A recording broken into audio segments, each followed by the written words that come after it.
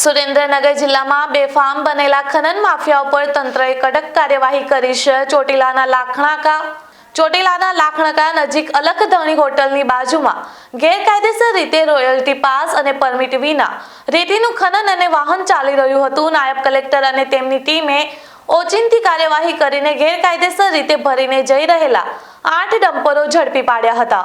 આ ઝડપાયેલા ડમ્પરો સહિત કુલ ₹3.22 કરોડનો મુદ્દામાલ જપ્ત કરવામાં આવ્યો છે, જેને હાલ ચોટીલા મામલતદાર કચેરી ખાતે રાખવામાં આવ્યો છે।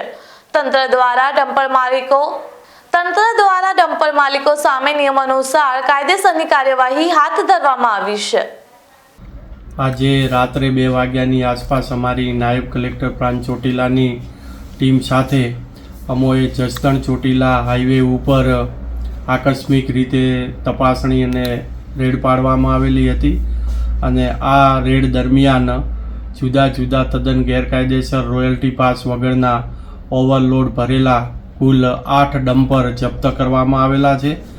આ ડમ્પરની વિગતે જોવા જઈએ તો મહેશભાઈ મંગળુભાઈ ખવડ રહે નવા જસાપર સાયલા, જયરાજભાઈ રંગપરા રહે સાપર સાયલા, ભરતભાઈ ચાપરાજભાઈ બોરીચા રહે થાનગઢ, રાજુભાઈ નાગરભાઈ કટોસરા રહે નવા જસાપર સાયલા, જયદેવભાઈ રહે ગોંડલ, સુરેશભાઈ મંગળુભાઈ ખવડ રહે નવા જસાપર, રાજુભાઈ મનસુખભાઈ ખેરવાડિયા રે રતનપુર સાયલા અને શિવ એન્ટરભાઈ જાડેજા રે ગોંડલ। આમ કુલ મળીને 8 ડમ્પર છે એ તદ્દન ગેરકાયદેસર રીતે સાદી રેતી ભરી અને વહન કરતા જપ્ત કરવામાં આવેલા છે। આમ મળીને કુલ ₹3.22 મુદ્દામાલ જપ્ત કરી અને મામલતદાર કચેરી ચોટીલા ખાતે ખસેડવામાં આવેલ છે।